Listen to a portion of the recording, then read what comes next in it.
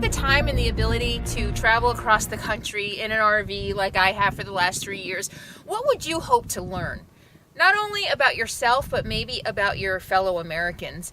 We're living in a time in this country that, at least in most of our lifetimes, feels like the most divided our country has ever been. And I wonder that if you had the opportunity to go out and travel across the country, what you would hope to gain from that experience. Recently, one of my patrons, Nancy, asked me exactly that. In my 3 years on the road, what have I learned? And I'm going to read to you her question because it was so beautifully written, because she's a beautiful writer. Nancy asks me, Carolyn, over the last 3 years, you have traveled thousands of miles in your RV, you've experienced so many magnificent places, and you've met and spoken with people from different socioeconomic backgrounds with different religious and political beliefs. I'm curious about the impact that all of this has had on you over the last 3 years. And what would you consider to be the most important things you have learned as a result of this exposure? And again, I think that it's a really good question to answer.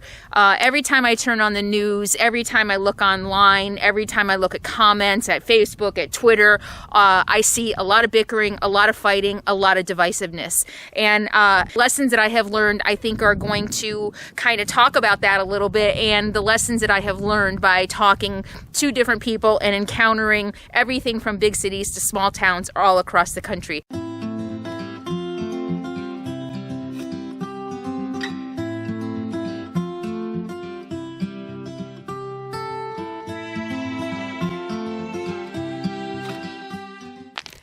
Before I get started, though, talking about my travels across the country, I'm going to tell you a little bit about my background and my past, and I think that's going to give you some context for how I went about my travels and talking to the people that I talked to. I was mostly raised in very rural areas. I went to 13 different elementary schools, as many of you know. I have said that before, and I spent my high school years in a tiny town. There were only about 250 people in my graduating class, so it was a pretty small town. There wasn't a lot of diversity.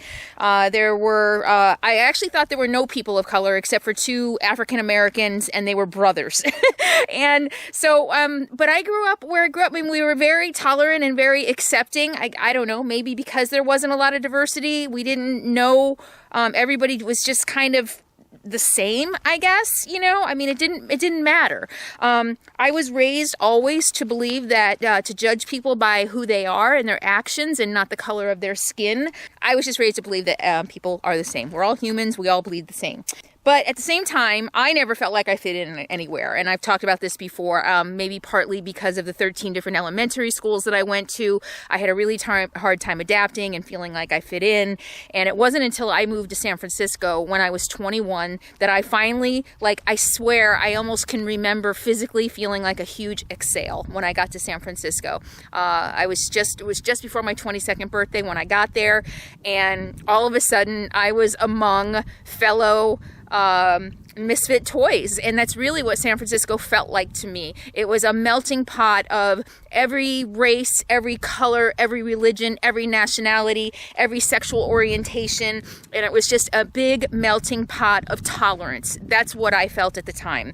And I can remember for the first time in my feeling just going, I feel like I belong somewhere. I mean, yeah, I'm a white straight woman, so I didn't really belong in any of those groups, but there was just something about me that could connect with disenfranchised groups or groups that felt disenfranchised. And I think it's because I carried with me so much shame and so many secrets all my life. I think that I was able to relate to the other people who felt like misfits. I always felt like a misfit. And so that was my story. And living in San Francisco for the last 30 years, I admit I lived in a bubble. We know, people who live in San Francisco, we know we live in a bubble. Once I got outside of my bubble and started experiencing other people, especially in a political climate right before the 2016 election and the inauguration of Trump, I got out and really got to understand people outside my bubble, and I think you're going to be surprised. Over the last 3 years, I have traveled 24, I keep losing count, 24 states. I've traveled more than 47,000 miles from Florida to Alaska. The biggest thing that I've learned, and that I try to convey in my videos, when it comes down to it, at the end of the day, we all want the same things. And I have talked to the biggest Trump supporters, from Flash and Yuma at the RV repair shop to the couple in Tennessee who had farmland right outside of the public land that I was staying on, and came and shared their garden goodies with me and mowed for me, and I heard the fear in their voices as their community was changing, and they were afraid of the changes, and I'll talk about that in a minute. To Cindy in Slab City, a trans woman who was not able to live her true self until later on in life after a marriage and a career in the military. And I have met people, like Nancy said, from all walks of life, of all religious backgrounds, of all political parties, and I did something extremely radical. I listened. That's right. I listened. I tried to keep an open mind. And I think that's difficult for a lot of us today. We jump online and and I'm guilty of it just as much as anybody else, getting online and feeling this need. I have this intense need, and this is something I'm working on that I've learned a lot in making YouTube videos and comments and stuff. I just feel the need to change everybody's minds. And I think that if we can all stop needing to change other people's minds, that we all might be able to come together and realize that we have a lot more in common than we think. The one thing that I will say, the biggest thing that I learned from the wonderful, caring couple in Tennessee who came and, literally, like, I felt like opened up their backyard to me and sat down and did that radical thing, listen to them. I heard fear.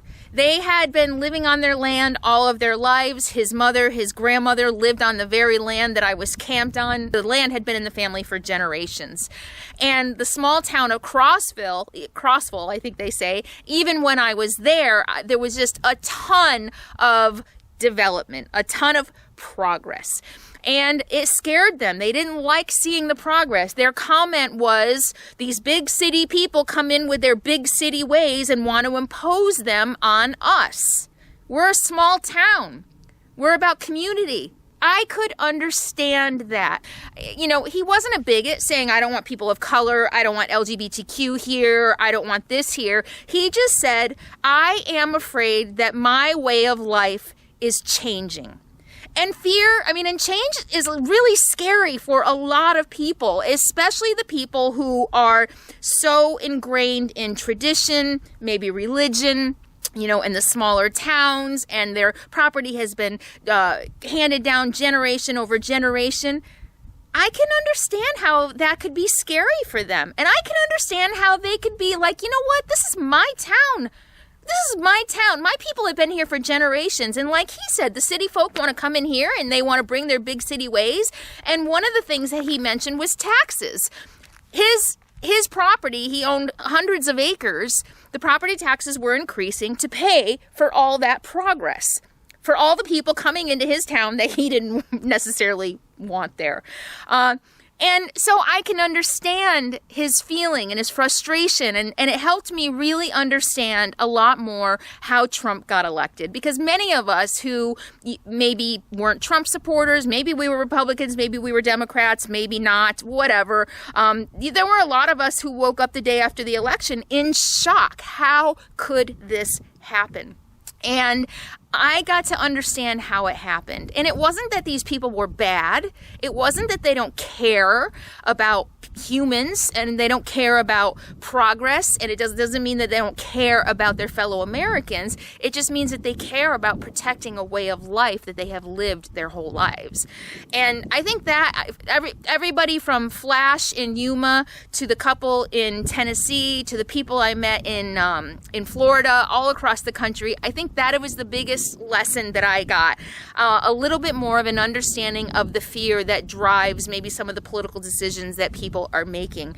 And what I have learned also for myself is trying to communicate more inclusively. I didn't realize when I first started making video how some of the words that I was using and some of the things that I was saying were perceived as attacks on people who weren't city people, people who weren't on a left coast or the right coast, or people who weren't on the left coast or in the coast. And I for the first time, because I have lived in a bubble for 30 years, for the first time realized that the words, I realized it before, but words matter. Words really, really matter. And when we so easily throw words around like racist and bigot and intolerance and liberal and progressive and Trumpster and, lock her up. I mean, when we throw big words and phrases around like that, they make a difference. They become part of our psyche.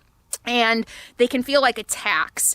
And so, Nancy, to answer your question, what I have learned about the nation and about us as Americans is that we're not that different. We all want the same things. We all want safety. We all want jobs. We all want food on our tables. It's just a matter of perspective and whether...